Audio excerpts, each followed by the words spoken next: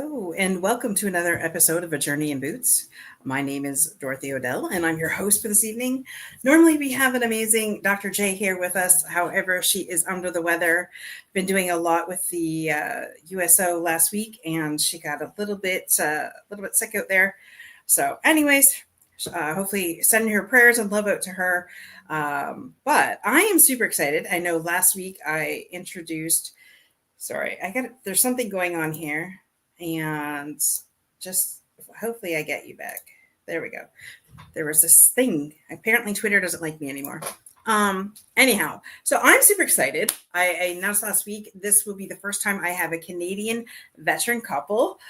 Super excited about that. Finally tapped into the Canadian market. So I'm just going to bring to the screen Ian and Edyta, France. Did I say it right? Yes. Woohoo! I said it right. Thank you. All right. So welcome to the show. So, at the pre-interview, I was listening to what Edyta did, and I was just like, man, you married a kick-ass woman. So we're going to go ladies first. So share a little bit about your military / first responder experience before you decided to become a coach. Oh, okay. I think it started back in 2014. And I actually just started my entire mindset had changed at that time. I started training and changed my diet, went holistic. Just the regular system wasn't working for me. And it's interesting because when you make that shift, things change in your brain, right? And so I decided to join the military. I kind of started thinking, I really want to, what did I always want to be when I grew up? And I thought I was pretty sure I wanted to be a ninja when I was a kid. So the closest that I was able to come was to join the military as an infantier. So I did that. And a couple of years into that, I was hired by the Legislative Assembly of Ontario as a police constable. So absolutely great experience. I was there for 2 years. But my ultimate was to become a firefighter and to do rescue work and rope work. So I managed to fall into that in 2018 with all of that experience, and I've been there ever since. Mm-hmm. Wow, I love that. So, what was it like? Which did you like better, the military or being a firefighter? It's interesting because I've always loved camping, right? So being an infantier, I was always out in the woods, in the wilderness, and and just enjoying all of that stuff, sleeping on the ground and intense, right? So it was actually incredibly intense, lots of super amounts of discipline, which I was really, really into. So I loved that, but quite honestly, firefighting is. When I started taking like rescue courses, rope rescue, high angle, confined space, ice water rescue, absolutely fell in love with all of those. So there was, even beyond just fighting fires, it was like, that was what I wanted to do. And 2 years into the job, I got onto a rescue squad at the fire hall. So, yeah. I love that. I think you are the very first female firefighter that I have met. So okay. I think so. That's even more special because nice. I've met a fair amount of guys, but I've never met a female. So this is just like getting better and better. But we don't want to leave Ian out here. So Ian, tell us a little bit. You were with the Windsor Police Department. Yeah, I was very fortunate. I mean, I loved that gig. It was just it was a back injury that caused me to move on. But I was there 10 years, and ever since I was a child, that's all I ever wanted. That was the career and the path that I chose. And to go through that when you have a career pivoting moment where you have to leave something that you loved, and a lot of good people. And back then it was different. It was real police work, and people were very proactive instead of reactive. And nowadays, I mean, they face such scrutiny by people that couldn't find steak on a plate, let alone conduct an investigation. But yeah, I was fortunate enough to be with Windsor Police, and I still to this day have great friends, very supportive of their union and association, and the people that are there. And it's always a pleasure to run into people that I used to be with. And it's funny to have a firefighter and a cop sitting married together, because anybody in these industries that are from this industry understand the rivalry and the healthy rivalry, but there's always that love hate, a lot more love and respect, sure. But a lot of my friends, they really piled on once they found out that I was getting married to a firefighter. Well, and not to mention the fact that military and first responders are up too. Yeah. Just saying. And so with Edyta being both, I love it. I just love it. So it's like, and are you two Irish by any chance? Because that would be like the Fighting Irish coming out now. More lovers than haters. Love it. Just side note. Anyways, you never know what cunt's going to come out of my mouth. That's okay. So now you spent 10 years. What was it like being, though, a police officer in Windsor? Because Windsor's kind of unique. It was great. I think the Windsor Police Service does such an amazing job. They shelter society from what is going on around here. It's not just driving around and dealing with parking complaints and dog barking. There's some serious work that goes on in this area, and Windsor's very fortunate to have the service that they do. I know more often than not, we always end up seeing them in the media for a negative or a judgment moment.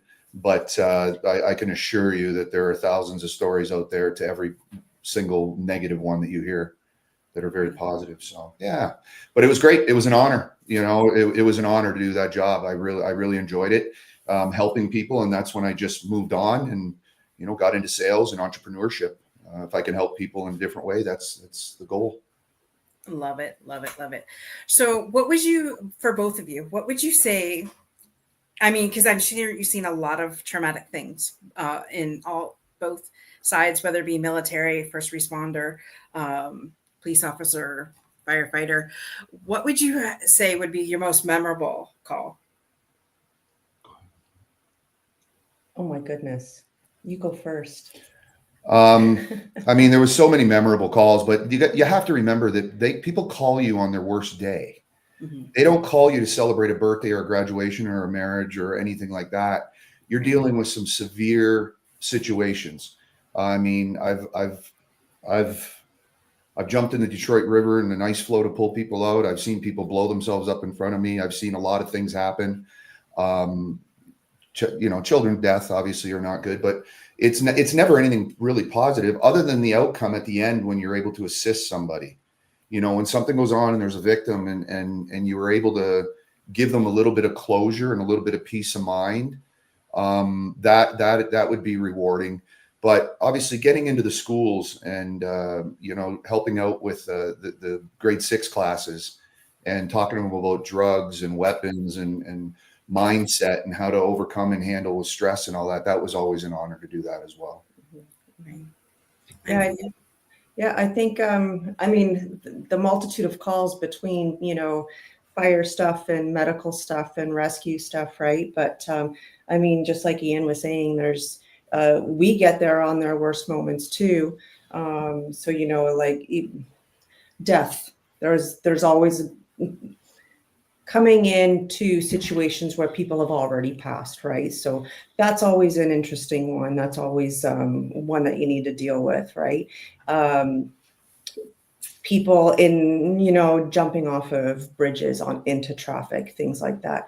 The wonderful thing about it, though, on the opposite scale is the moments that where we also get to bring life into the world.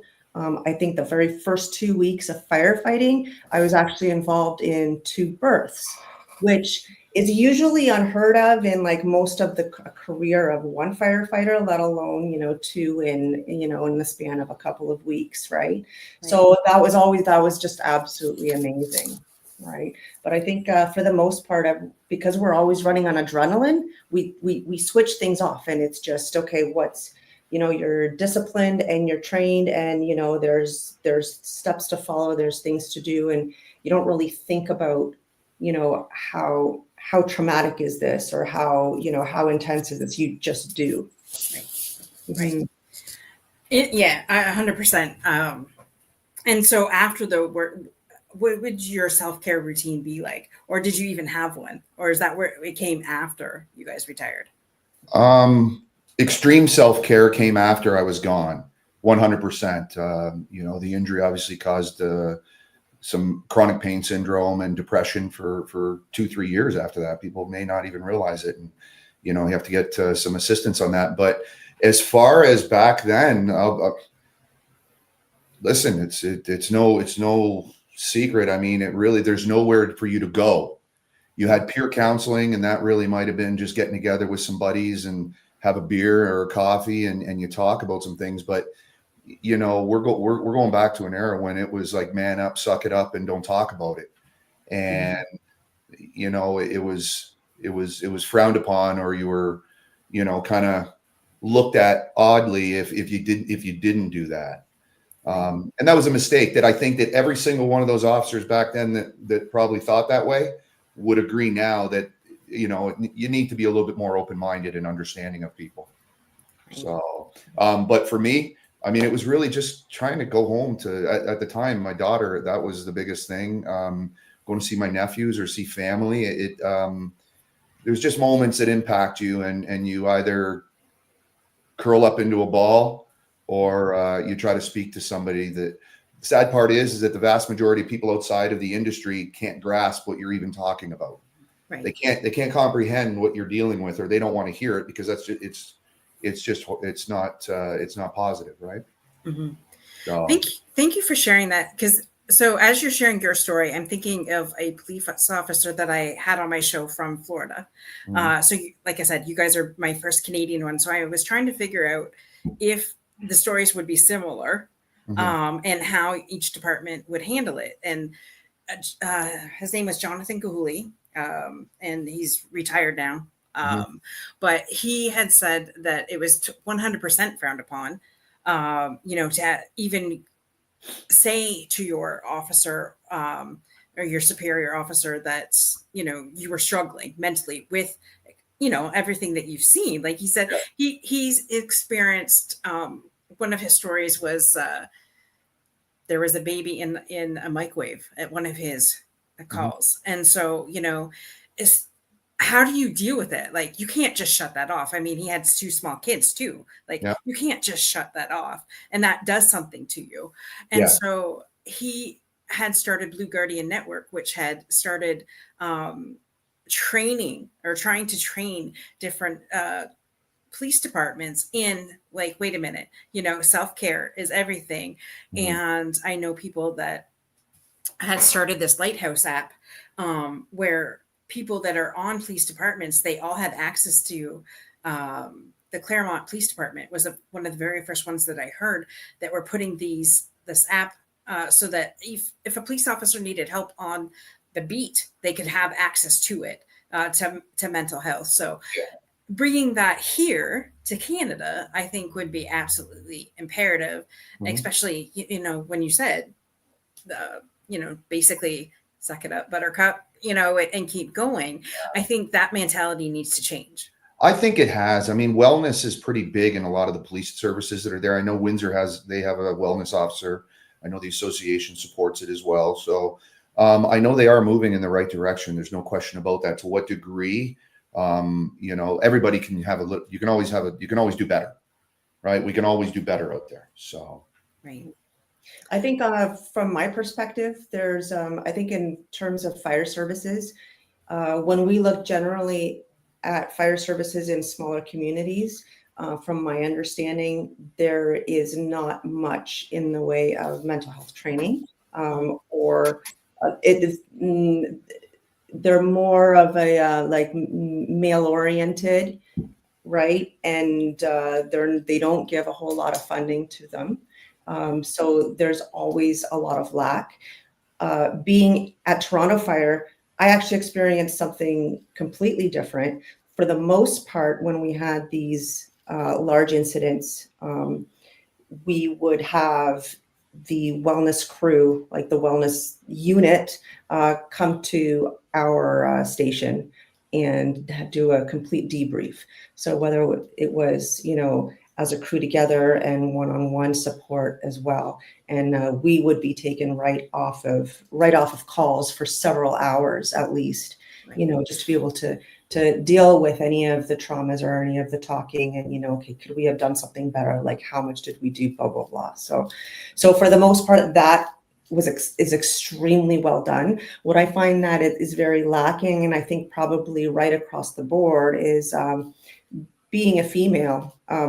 I still feel like I need to really live up to a lot more expectation, right, than even my male counterparts. So for me, I'm dealing with a workplace injury, and can I talk about it with my male colleagues? Well, no, I really can't. I don't feel like I can, right? Because I feel like I'm going to get laughed at that I can't do my job. I feel, you feel a kind of bullying and a pressure in a way, right?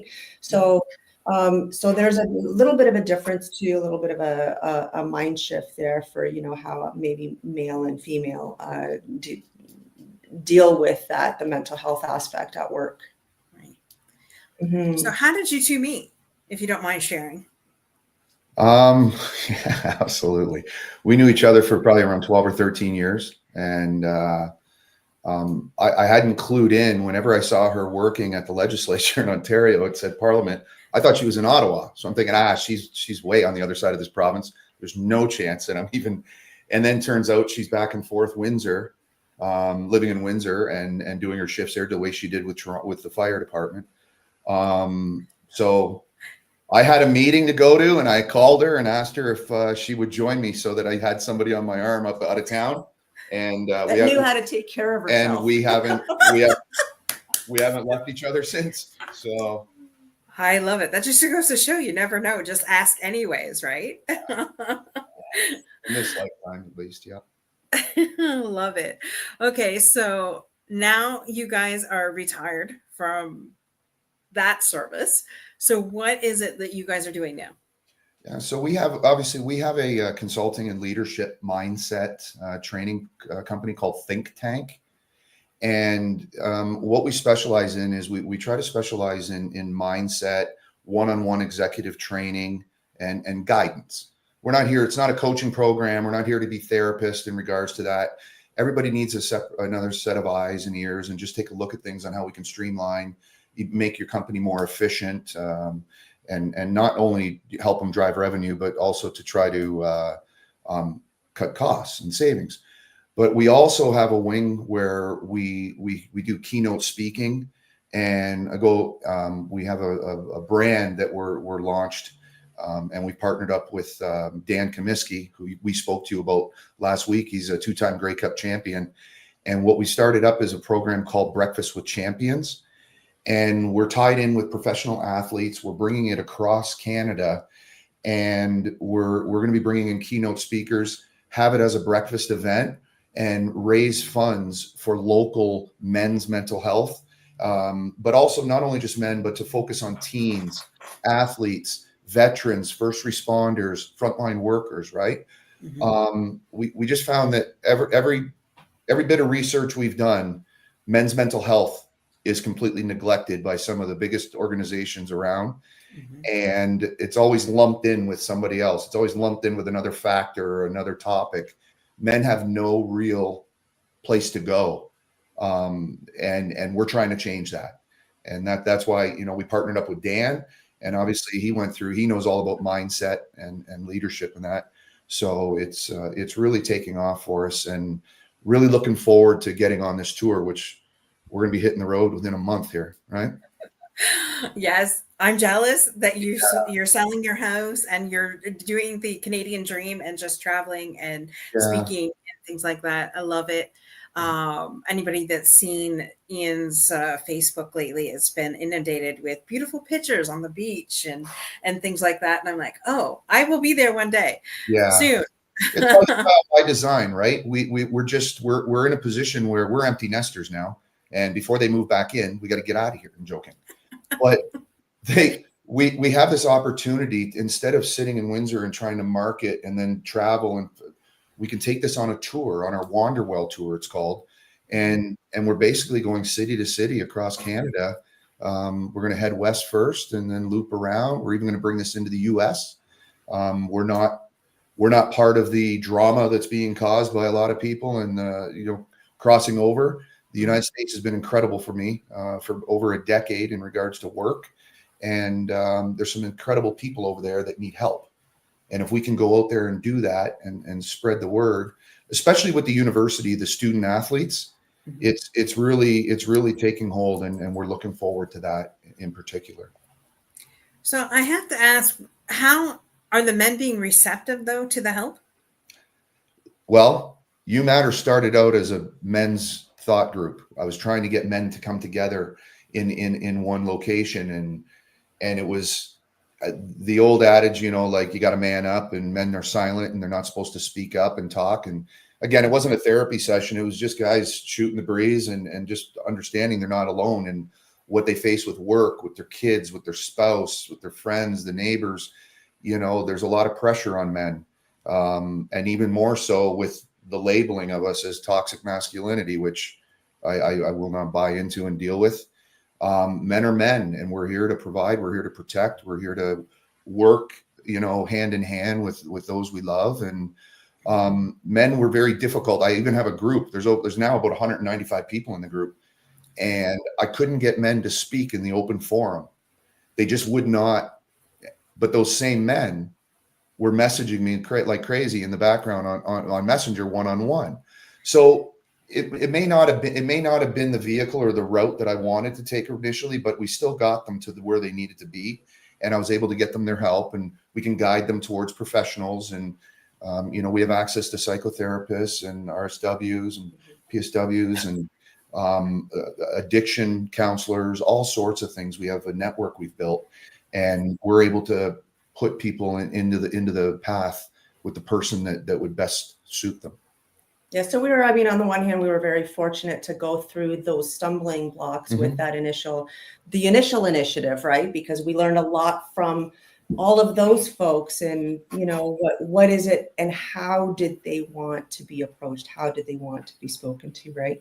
And what was it really that they needed? So it really directed us much more. We became a lot more focused on how to deliver that message and where to deliver that message and the vehicle, and with what partnerships, right? So, I think that from that just thought group, we actually developed that most recently into the You Matter Foundation, which is a nonprofit corporation now. And so all the profits that we raise from all of these events that we're going to be doing across the country will be going through the You Matter Foundation, and we'll be able to help support a lot of local men's health and veteran first responder organizations that way. Mm-hmm. Oh, I love that. I love that. Like, wow. I have a list of people that you guys need to speak with. Yeah. We had a men's vulnerability show where I invited 4 men to join us. One was a firefighter from out in Florida. 2 were from here, a cancer survivor, another coach, and then I had a gentleman from Pennsylvania on who runs a men's vulnerability group. And it was very well received. And then it kind of dropped, and I'm like, okay, even more now since COVID and everything. Yeah, women are struggling just as much as men are, but women talk about it where men don't. They just shut down, and that's it. You can't get them to talk. So I know with myself in my tribe that I have, I'm like, I can think nothing picking up the phone and just having a conversation with a friend who's not going to let me, A, bash a situation, but B, is going to make me look at it a different way. And I think that's what we need. Yeah, we need girlfriends, vent, whatever, get it off. But they're not going to make you stay in that. They're going to make you jump to the Right. on the other side of that, right? So I really love that men now have an opportunity to do this, Mhm. and that is awesome. Yeah, I'm really looking forward to it. And, it's meaningful, it's purposeful. So to be able to go into these towns and however they need the funds, obviously we're going to be getting some community sponsors and national sponsors and bringing them on board. So we have some partnerships to help develop these programs as well. But, we have an ultimate goal that we want to do over the next few years. And I feel very confident that we're going to achieve it. It's just, I just believe that keeping the money local in those cities, the people that support our event are going to be local, the athletes will be local, everything's going to be local. And we really want to support those specialized programs in those communities. I love it. Love it, love it, love it. Yeah. So what kind of support do you guys need? Well, obviously we're going to be marketing like crazy and spreading the word. And then we'll have, we have sponsorship package on our website, youmatter.com, and it's matter, matter is mattyr.com. And the why and everything that we offer, that's even in ThynkTank, because it's always like, what is your why? Who is your why in life? Right. And by doing that, it's people can go on that website. They can see all the resources that we offer. They can see our sponsorship packages that are annual. And we're just going to be, trying to bring this message and try to help out as many youthful, like it's not even just men. We want to help with the teens and the 13 to 17 years old as well. They need it. And I don't think they have much access to this stuff. People talk about it, but we need to put them in the room with the right people. I also don't want, the audience to think that, we're leaving any women behind either, like the moms, the daughters, the sisters and stuff, right? Because it's so important. Like for me as a mom, as a daughter, as a wife, as a sister, it is so importantly crucial for me to make sure that my partner has, good mental health. And I think going through this entire program, going through this entire development that we've been doing to put all of this together, we have both grown and used these initiatives on ourselves in order to both grow, right? So it's so essential to know that, like as a woman, I want my partner to be his best self because he's been able to give me then in return the highest amount of support, the highest amount of love, the highest amount of compassion. And then he works, really from the heart and openness and not have any stumbling blocks, within himself. Right. Mm-hmm. So the more he's able to do that, the more I'm able to give fully of myself as well. So it just makes for like an extremely well-rounded relationship. So I love that. Now there'll be something with couples as well? We're considering doing, and we will eventually. There's different phases of this entire project, but we see ourselves doing retreats. We had already talked about that 2 years ago. We were on Manitoulin Island and we spoke about this, where we'll possibly bring couples in and we'll separate them. We'll have the men do a day and part of most of the day with me and male speakers and some female, and then Edyta will be over with the women. Then we'll flip. Then we'll come back together at the end of the day, all of us, and just kind of reconnect. Again, we're not here to reinvent the wheel, but we just want to be a soundboard. We want to direct people put them on the right path to get the information they require. And a lot of it too is just reminding people about their feminine side and their masculine side, and that we have both within us, right? So to be able to tap into both aspects as a woman, to be able to tap into both aspects as a man, right? So learning that from each other and then bringing it together and making it cohesive. So yes is the answer, but not right away. Soon. I've got enough on my plate. We're really dialed in right here. We're good. Well, I love that. And I get you. I can have squirrel moments where, we kind of get off track. It's coming, but, you got to build the foundation and then build Absolutely. up. Yeah. But I love what Edyta said, where, being at, the spouse needs to support the other spouse.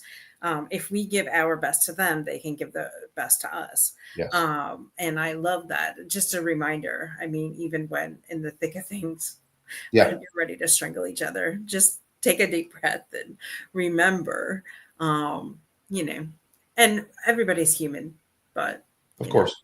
Of course. things happen. Yeah, I think we've just been we're very fortunate. Even if we disagree on something, it's nothing to the degree of, well, her strangling me. No, that's not, that's not happening. Doesn't get to that point. Apparently it's been going through her mind though. So Well, I did train in jiu-jitsu a couple years Yeah. ago, so I'm I'm learning different yoga techniques just to calm nice. oh yeah. calm that. So Nice. I get you. I And was that's just terrific because a lot of people don't realize the benefits of those things. Like meditation has been so good for me. It's just been, and some energy healing and different things, whether she has her sound bowls and all that. It is life altering. And if people learn to put that into their life, just some aspect of it, even if they just sit in silence and relax for 10 minutes and just breathe, it'll change you. It really will. How long did it take you when you first started meditating to allow your mind to go to quiet? Okay, the first couple times, no go. Like it was just I couldn't get out of my head. My head just spins. Squirrels. So it was on the third one that we did, and was it a Dispenza one we were doing? Joe Dispenza. Yeah, and I went deep into this. It was incredible. I came out of it, and it was a very emotional thing. It really opened up some past memories.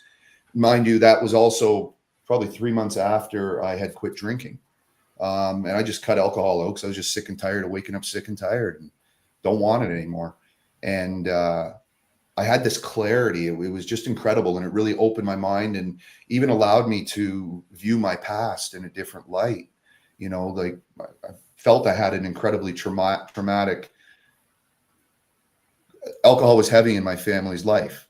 And so how I viewed it through the lens I had versus when I started meditating, and it really opened my eyes to memories that I hadn't tapped into, that I was flashing back to memories when I was a child, and I had closed those off, and it really opened everything up. But now I just sit in silence. I prefer silence even over the sounds, everything. It's pretty amazing.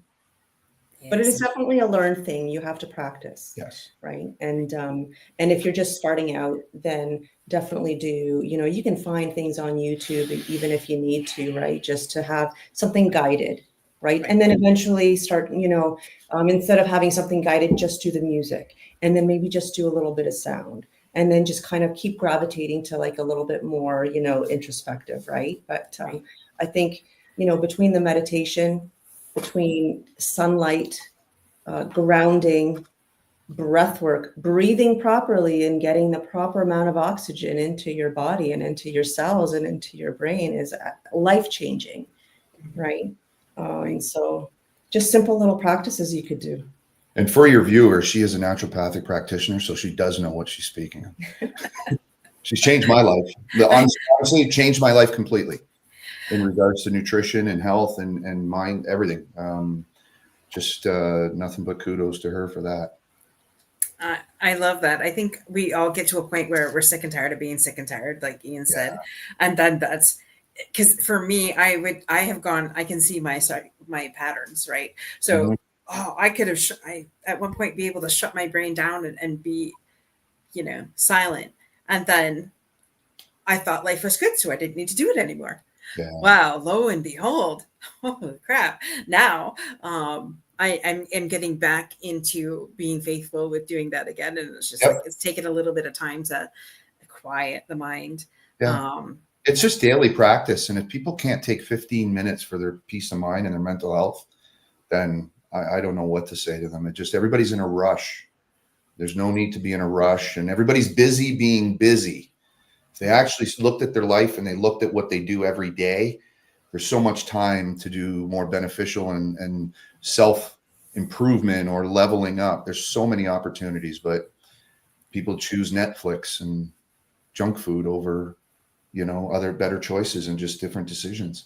And quite honestly, even what you're going through right now with, the fact that you're starting this again, but you have all of those thoughts in your brain, that is perfectly fine. Mm-hmm. That is perfectly natural. It's perfectly okay. That is a major, major win for you, just to have gotten back to that point of, you know what, I'm going to take the 5 minutes for myself. Mm-hmm. And you know what, it doesn't matter that there's a whole lot of thoughts. Recognize them and let them go. Another one will come up, recognize it, you let it go, and that's fine. Eventually, day by day, they start getting fewer and fewer, right? So just getting into it is probably the biggest hurdle that you're going to go through. Right. Mm-hmm. I used to start my day at 4 a.m. so that I'd have the first hour. Yep. It was meditation and yoga or some kind of workout. And then at 5 Mm-hmm. o'clock, I would go into my office and I would work for an hour before I got ready for work. Yep. And a lot of stuff has gone down. So, I was just tired. And so, but still, I make sure that there's at least an hour where it's just me Yeah. before I face the world, like before my husband gets up, anything like that. And without that, forget it. Just put me in the corner and let me be by myself. And I actually, I find I crave that on the weekends. Just let me go to bed so that I can experience that 1 hour alone in the morning with just Mm-hmm. God and me, and that's it. And so, yeah, it's like you said, it's a practice and it's a choice, and we can choose to let life guide us, or we can guide life. So. That's right. Yep. And I mean, quite honestly, it could be as simple as just having your morning coffee outside, by yourself in quiet for 5 minutes. Enjoy your coffee. You're doing it anyway, so just do it outside and breathe and enjoy, Mm-hmm. right? It could be just as simple as that. Love it. Mm-hmm. So I heard somebody has a book out. Oh, yes. I think it's right there. Yeah, that's actually that's a very recent happening. I was invited to be part of a more than 40 international women collaborative on this book. It's called The Book on Love. And we each wrote a chapter about what love means to us, and how we see it really in life and relationships. I wrote about love being the bridge to everything. So really, it's just about the exponential power of love. It's a story about our partnership, our purpose, and our passion in life. So excellent chapter, great book. And she won't say anything, but I will. It went international bestseller in multiple categories in less than 24 hours. Wow. And so where can people get it? You can get it on Amazon. It's called The Book on Love, or you can look it up by you could search my name, Edyta France, and you'll see my books there. So love it. So go get your book today, because we all need more love. Mm-hmm. For sure. So how in the world do you guys make it? You seem like it's so seamless, Mm-hmm. the way you're with each other all the time. So how do you do that? Like, how do you be with each other all the time and work together? I mean, that's amazing. You don't get too many spouses that do that. So, like when you look like a kaleidoscope, it's all one solid piece, but there's little fractals, right? But right. it all makes one. You take one piece out, then it's not complete. But the entire image just makes, every single piece makes that image. That's what we're kind of like, right? I mean, if Ian goes away for the weekend for a speaking event, then it's like it's really weird. It is. We just really enjoy each other's company. It's no secret. It's not. I mean, she's my best friend, and we level each other up, and professionally and personally. And people ask us, "Oh, you have so many things on the go." Well, we don't. You just like a husband leaves and goes to his job, and a wife leaves and does her job. We just happen to work under the same roof, and we work for the same company because it's our company. And she specializes in the the mindset and holistic side of things and fitness and nutrition. And I look after mindset and leadership and the men's mental health. So it's really, we just mesh everything together, and life is just not as difficult as the movies tell us that we're supposed to argue, the TV shows we're supposed to fight, that husbands are supposed to just take a beating from mentally, and men are horrible and violent. It's the media, and they instill this in us, and we don't buy into that crap. So I love it. I love her to death, and it's easy.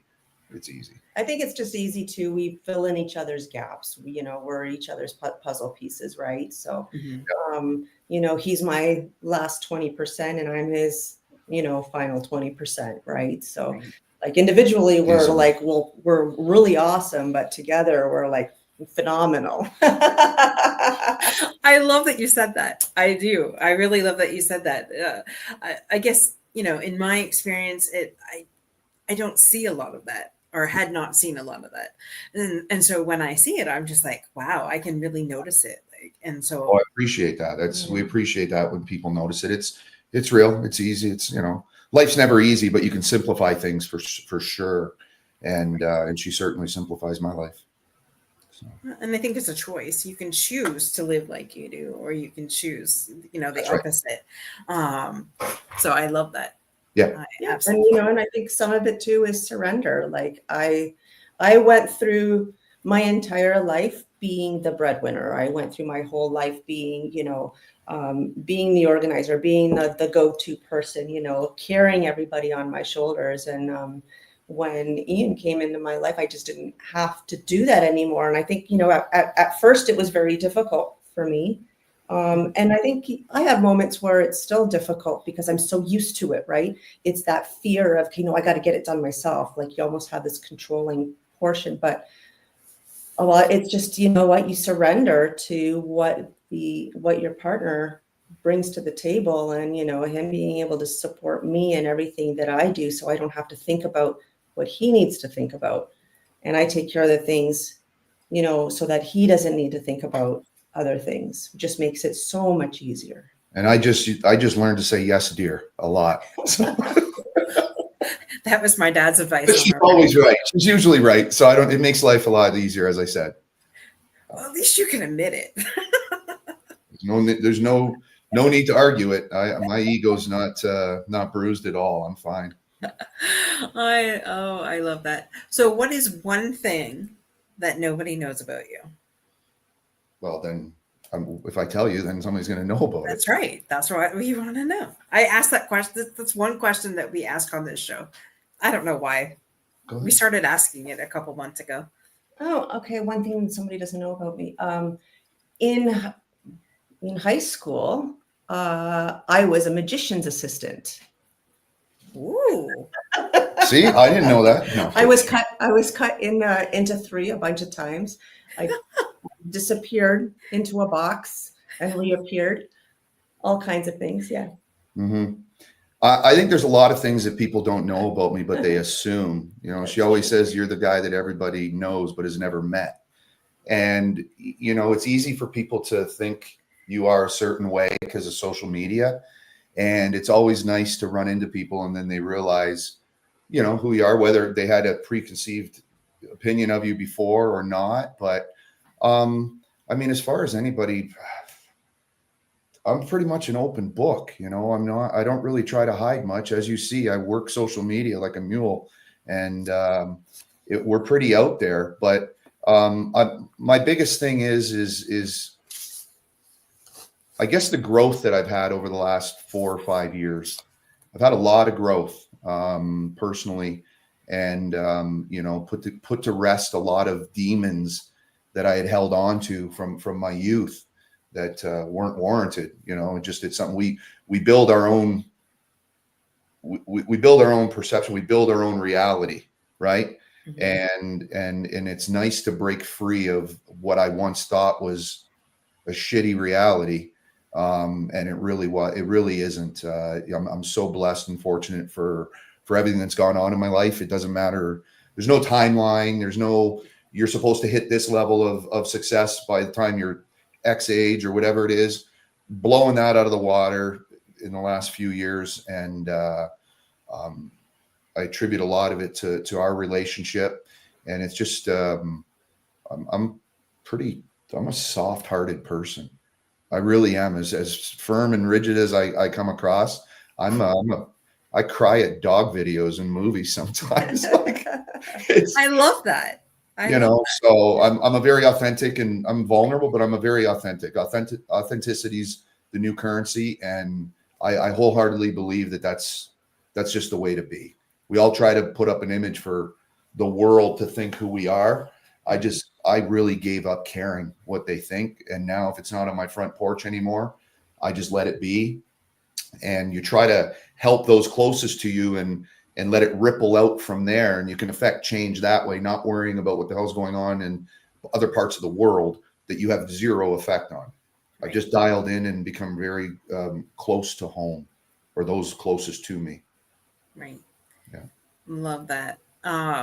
That's so basically that's a superpower. Not giving a shit what other people think is a superpower, because I know a lot of people that affects them. Yeah. So. Yeah, it does. And, good, bad, or indifferent, you're still out there in the public eye and on a lot of things. And, again, people can form their opinions based on a small nugget of information they received from 10 people over. And I believe it is a superpower. And it's not that I don't give a shit about people. I just no longer worry about opinion. I no longer worry about trying to impress somebody. I no longer worry about what we have or things that we possess. We've purged almost everything in our life to begin this travel and this journey we're going on. And it's very liberating, very freeing.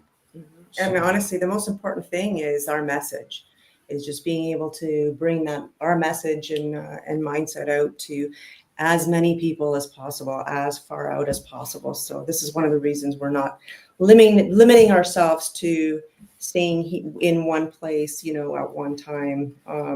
We need to spread it out into the world. So, and we're fortunate; we get to work remotely. Yeah. We know that the vast majority of people are tied to where they're at. Could they find a job elsewhere in a better location and a better thing? Yes, they could. But we are programmed to not leave. We are programmed to stay somewhere for 30 or 40 years, get that pension that barely gets us over the hump for the next however many years we're alive. And we just have the freedom to go out and do this. And it's a lifestyle by design, really. We have other ideas, and we've been talking about it. And I said it to her yesterday. I envision this. I see it like we're manifesting things that we know aren't going to happen for a while, but it's there. And I wholeheartely believe we're going to achieve it. Yeah, we've already created like steps 14 and 15 in our brains, in our minds, but we're only on step 2. I get you there, because I'm a visionary and a dreamer. So, I'm already 20 steps ahead, but meanwhile, physically I'm here. Yeah. And we're laser focused on the present. We're obviously, as we get things, we put things in place and we just let them take over and kind of, find their own path and guide it. And then we just continue on so that we can add another layer, and another layer. So. Love it. Yeah. The one question I didn't ask when we were talking about when you guys were in service, did you have a hard time transitioning? Like, was your transition from a life of service well, you're still serving people, but you're at a different capacity. So how was your transition from military first responder to civilian life? Yeah. So for me, because I had a sudden onset injury at work, it was like a really quick, Ian had the same thing, right? But mine was just most recent. I'm very grateful, and I was very fortunate that Ian was with me, and he gave me the support to just process and, process and heal and meditate. So I spent the better part of probably a year and a half just working outside. We slowly built a beautiful garden in the backyard. And so for me, it was every single day breath work, every single day nature and grounding and sunlight and just processing that. There was one particular moment that came for me when I was working in the garden, because I've always attached myself to my career, right? My identity was my career. And there was a moment where I got this like slap in the face from my higher self, saying, like, what are you talking about? How ignorant are you to think that that was the best job you've ever had? The best job you have is now. You get to be yourself. You get to take care of your family. You get to take care of your husband, and you get to figure out what your passion is. And it was like, okay, I don't have to attach myself to what I used to do, and I can still have a life of service. And then all of a sudden it was like I started, doing a lot of health. I was helping family members with various health issues and things like that, and nutrition. And it was one day when I helped out, Ian's daughter, and Ian said, "Thanks for doing that." I'm like, "Yeah, no problem." And I said, "No, you know what? I like doing that." He says, "Yeah, thank you." I'm like, "No, no, no, no. I love doing this. Mhm. This is what I need to do." And he was like, "Okay, so figure out what to do, what training do you need? And let's move forward." And it was like, so it took a long time, a year and a half of, and I wasn't contemplating anything, but it was pain, it was depression, mental health, really needing a lot of support. I'm sure I was moody, he dealt with a lot that year and a half. Yeah. You done? I'm done. Okay.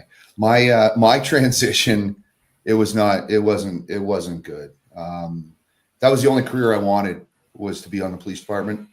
I know it was my choice I ended up moving on from it, because I was stuck in an accident reporting center, and everybody there, that's just where they shoved everybody that was hurt. So it was not a good working environment. Everybody coming in was getting into a car accident, so they weren't in a good mood.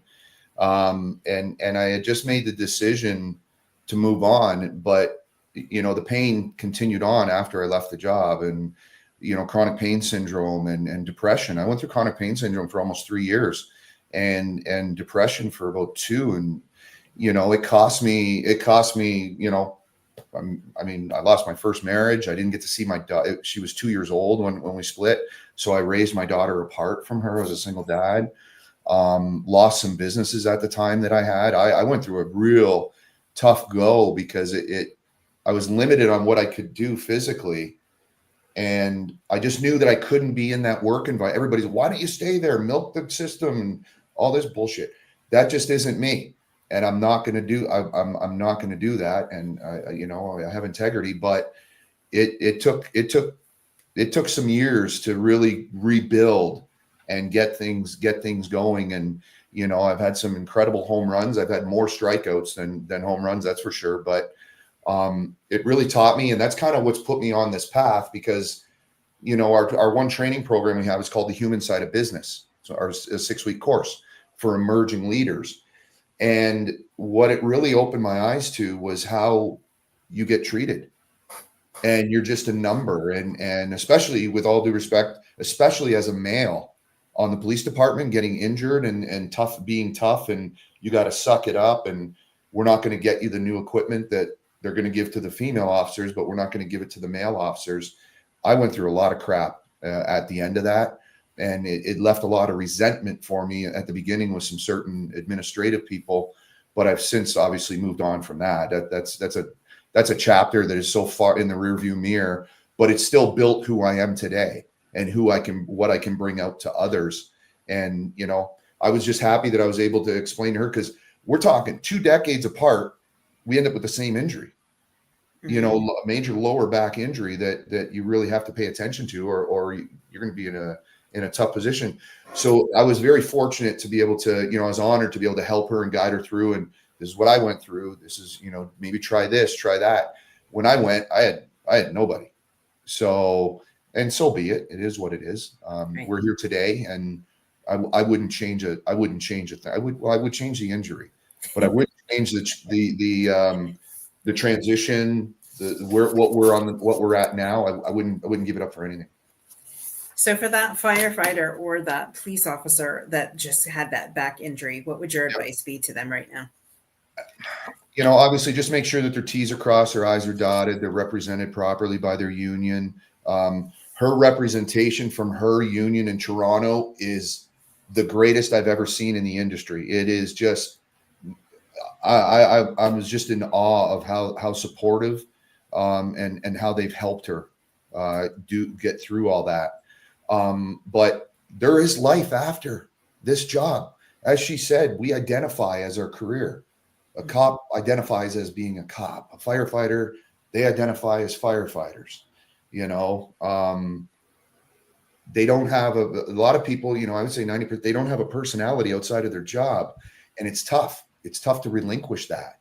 Mm-hmm. It's really tough to relinquish that and separate yourself.